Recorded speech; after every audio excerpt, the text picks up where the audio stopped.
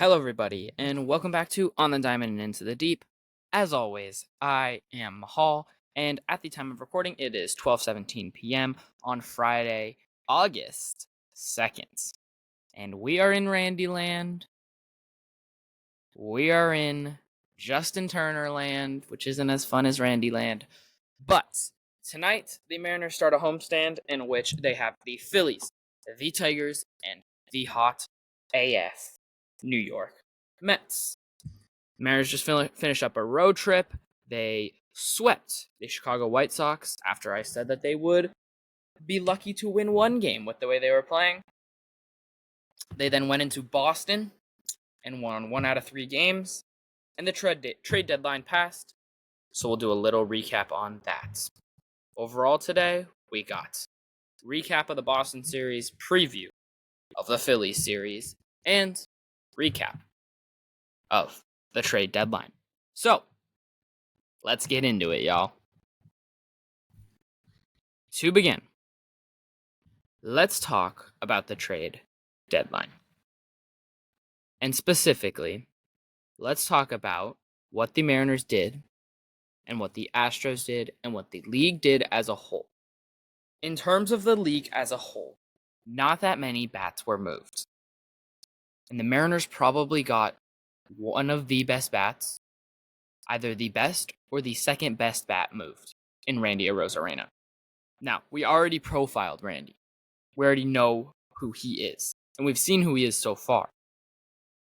He makes his T-Mobile Park debut tonight. I will be there. I'm excited. I'll be there tonight and Sunday for sure. Maybe another day next week. But, like I was saying, Mariners got one of the best bats on the market, and that's what they needed to do. Now, would it have been nice if they could have gotten one more bat in terms of the top end of the market? Yes, it really would have. Because if you would have added, let's say they went and got Yandy Diaz as well, that would be an unbelievable deadline. Unbelievable. But Yandy Diaz didn't actually get moved. So you can't be upset that they didn't get him. Or they didn't get Brent Rooker. Or they didn't get Lamont Wade. Or you didn't get Mike Yastrzemski. Or you didn't get Matt Chapman. Or you didn't get Brandon Lau. Or you didn't get Luis Robert. Or you didn't get Vladdy. Because from what we've heard is that they put in powerful packages for Diaz and Vladdy specifically, and I'm assuming they probably talked about Robert quite a bit too. We know that they talked about all those dudes. And the Mariners didn't trade any of their top 10 prospects. Now, would Aiden Smith have been in there? Very likely, yes, he would be in there now. That said, they didn't actually give up any of those. They didn't give up any of the big dudes, and they got a whole lot better. Justin Turner makes a really big difference, and it's being underrated the difference he could make in this team. He's been really good since the start of June. Really good. Like 120, 130 WRC plus good since the start of June. But that's not exactly why he's here. He's here because he can play first base, of course. But he's here because of the clubhouse leadership he brings. A lot of people were talking about how the Mariners needed to bring Carlos Santana back in. And this right here, to me, feels like Carlos Santana on steroids. Because Justin Turner is a better hitter than Carlos Santana is. And that is no diss on Carlos Santana. I love Carlos Santana. I do. But Justin Turner has the track record of being a really, really good hitter. And he's been really underrated throughout his career. Now, he doesn't have the power he used to have. And how is that going to play in T-Mobile? I don't know. But if he can just singles, doubles, get the gap, that's all you have to do. Because that right there, that's something that the Mariners have been lacking. They've been missing a dude that just can hit doubles, dude that just gets on base. And that's what Justin Turner does. He walks at an elite rate. He doesn't strike out at a high rate. He hits singles. He's a good hitter. He's a clubhouse leader. That's what they needed to also bring in at this deadline. It wasn't just the star bats. And the Mariners got one of those too. They got one in Randy Arozarena. And they bolstered their bullpen in getting Jimmy Garcia, who has been really good so far. And they brought back JT Chargois, who's been really good this year too. Had an ERA about 1.3, I think ish. And sure, his underlying metrics aren't good, but if he can stick with that ERA type thing, he can be a dude that you can go to in the 7th inning. That's really, really big for this team. Really big for this team. Because right now, honestly, what I'm most worried about right now is getting to Munoz consistently in the bullpen. Because they are going to be in every game. Their starting pitching will keep them in every game. And there will be games like Monday where they got blown out. And that leads us into the Boston series recap. In game 1, they got blown out. There's no way around it. They got blown out. But that will happen over the course of a baseball season. Now, does it suck it happened right at the trade deadline?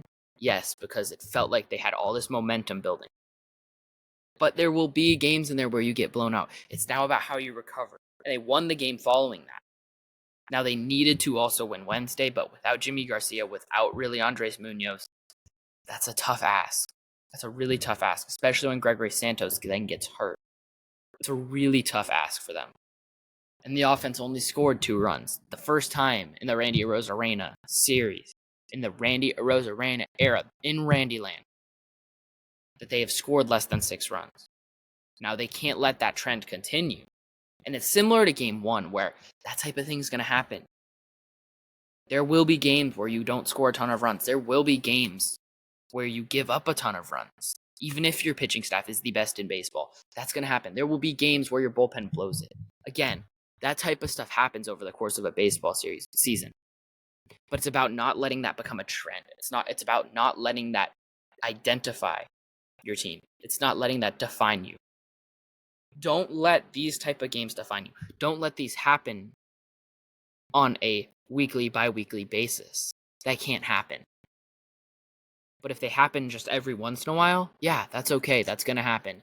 And that's the situation where you just got to wipe the series, wipe the game, and move on and win the next series, win the next game. And that's what needs to happen in this Phillies series. Show yourself to be a competitive team. Show yourself to be a really, really good team. Right? Show that you can go toe-to-toe with the best team in baseball. Sure, they've been struggling. But this team is loaded. And I mean loaded. This Phillies team. You have to limit it. But back to Boston. Again, game 1 blown out. Now, with that, Logan out in the 3rd inning, I believe. He should have been out of that inning. There's no way around it. He should have been out of that inning. That said, you cannot just let them then go off on you and score 5-6 runs in an inning. You can't let that happen. There will be bad calls. There was one Wednesday as well. Look, George Kirby got a terrible call in the 1st inning that gave up a run. Ended up costing them. Probably ended up costing them the game that day. Costing them the series. Which sucks. But bad calls will happen. Blown calls will happen. Again, it's about how you recover. It's about your mental fortitude to go then through those and overcome them and still find success. That's really important. Now, in terms of the Boston series, I have 3 takeaways. Number 1, the offense feels a lot better. Yet, it still has holes. And with Robles out and Julio out, it feels dry. Like, you can't have one of Julio, Randy, and Robles right now. You have to have 2 of those dudes right now. One of them's not enough. You need at least 2 of them. If you can get all 3 of them hitting well, that's a lot of fun. Number 2, the bullpen still feels to me as if it's missing a bridge to Garcia and Munoz. Now, part of that is because sometimes one of those dudes or both those dudes is not available, and that's when the bullpen's going to struggle. And it feels a little bit injury prone right now to me. Santos injured again. We haven't seen, I don't believe he's gone on the IL. yet. We haven't heard anything. I would assume that happens later. We're just going to check Twitter to make sure. But Garcia also, he was on the IL with an elbow thing earlier this year, so you have to be careful. Twitter. Apparently, it sounds like Justin Turner also has a little injury. I mean, the team is banged up, like really banged up.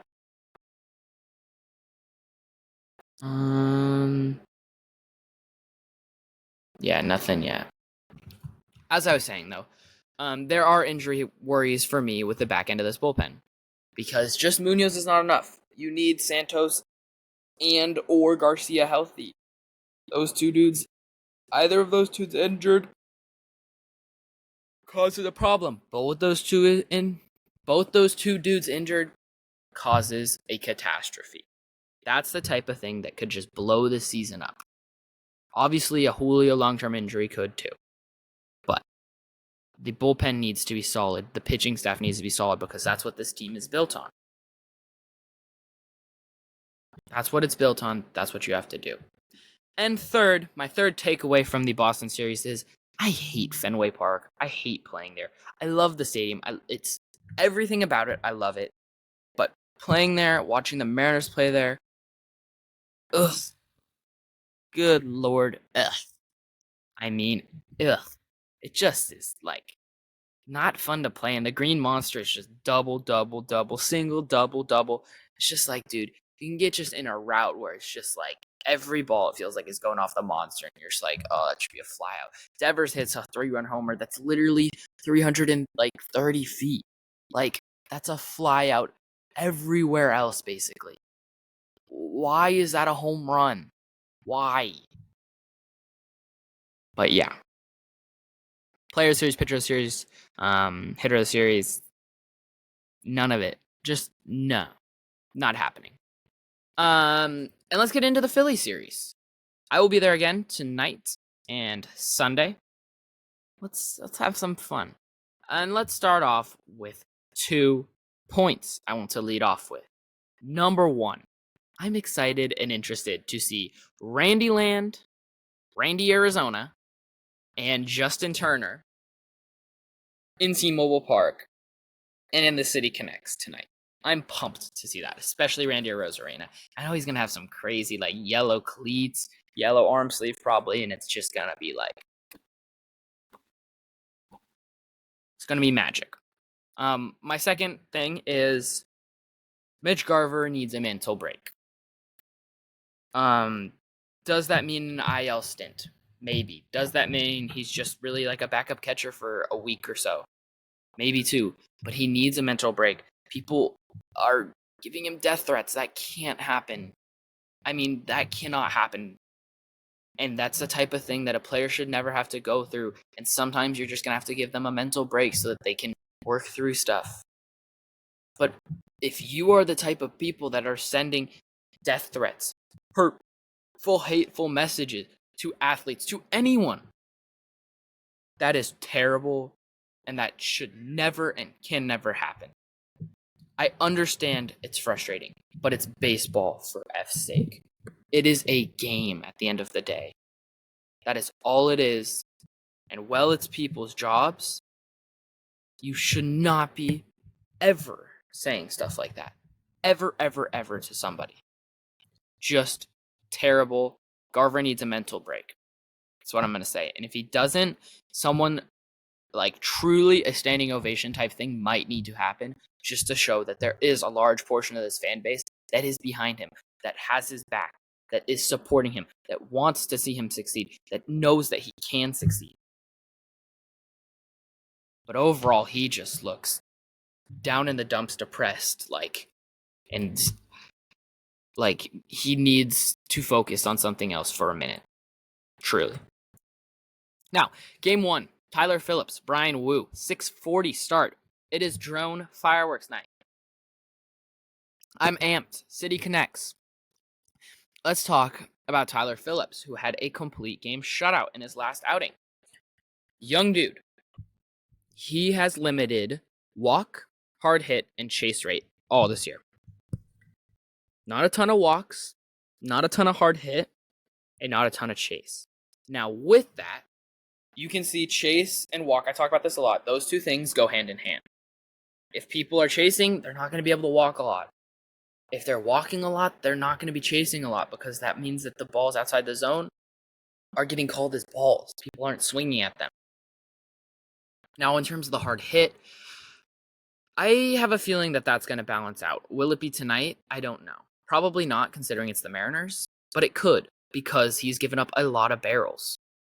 And to me, a lot of barrels means hard hit is kind of bound to happen at some point. Barrels kind of equal hard hit. Hard hit kind of equals barrels. You're not going to be hitting the ball hard if you're not getting barrels. And a lot of barrels mean you're going to be hitting the ball hard. That's kind of how it works. So I think that will balance out at some point. Again, I don't know if that's tonight. Honestly, it probably won't be. But at some point, I think later this season, those two things will become closer. Now, will it mean he also starts giving up less barrels and then gives up a little bit more hard hit on those barrels? Maybe. Maybe that's what it means. But we'll wait and see. Now, in terms of what does he look like? It's a lot of sinker, it's a lot of sweeper. That means that in terms of the sinker, he wants to get ground balls with that. That said, he has not had crazy good ground ball percentage numbers this year, which is really quite surprising because he's using his sinker 33% of the time. Usually when you're using a sinker 33% of the time, you're trying to get ground balls and you're probably getting a lot of ground balls. Now that said, the sweeper is the pitch he's getting a lot of whiff with, he's getting some strikeouts with, and that's the pitch that you're going to have to lay off. Don't let that pitch get thrown for strikes, but if it does get thrown for strikes, crush it. Crush it. Game 2. Colby Allard, Bryce Miller, struggling lefty. This is a game you need with a capital N-E-E-D. Need it. You absolutely need it. Has had one start this year, lasted 4 innings. It was against Cleveland. He is a 5-pitch pitcher, but mostly it's a 3-pitch mix. Again, this type of thing could change. He's only had one start this year, but he's a lefty, and you are building your team lately to hit lefties. Dudes that you brought in both hit lefties very well, and you need them to do that. So this is the game that you just absolutely need. Now, moving on to Sunday, Zach Wheeler, Logan Gilbert.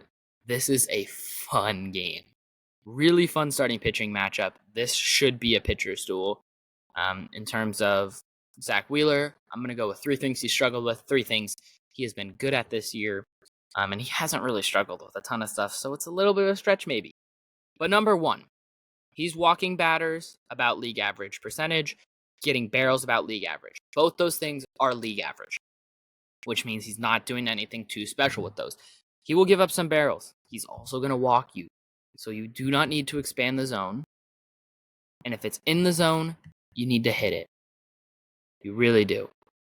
In terms of what else, he's also outperformed his FIP with his ERA.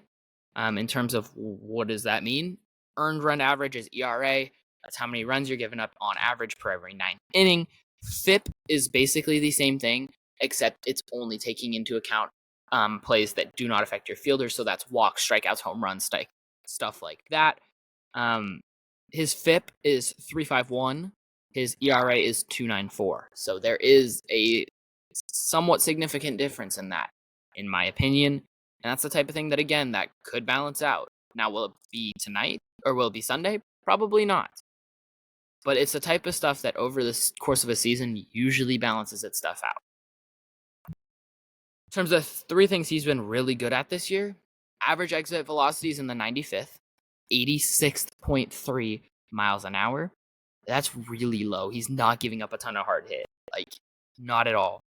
Number 2, his fastball has been really good. In terms of run value, it's in the 99th percentile, which means it's been one of the best fastballs in all of baseball. And lastly, any sort of rough start that Wheeler has had this year has been followed up with a dominant start.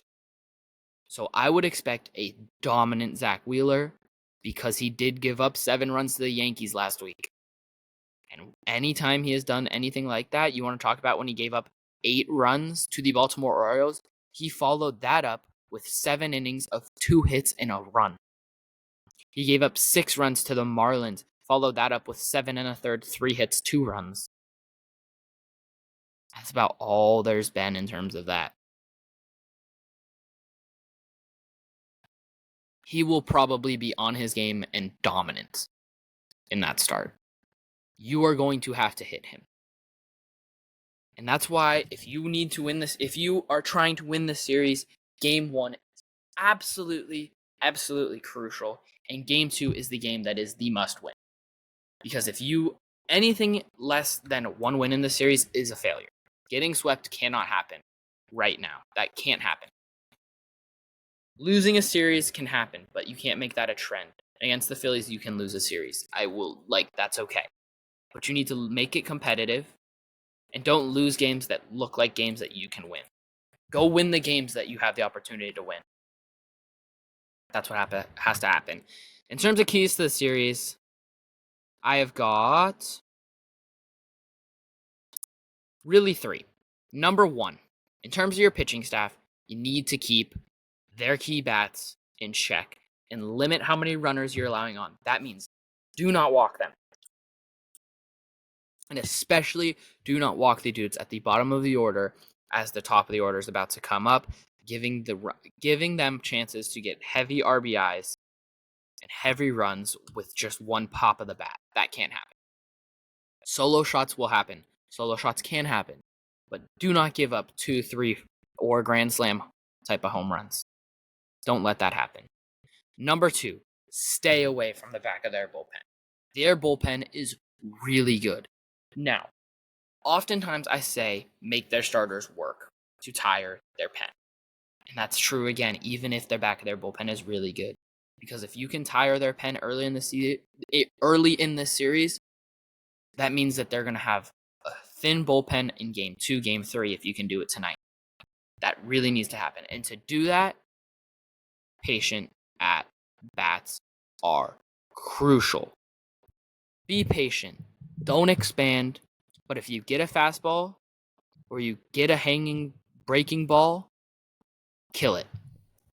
You got to score runs in this series. You're going to have to. It will be a really fun series to watch, but you are going to have to score runs and limit their runs. That's how baseball works.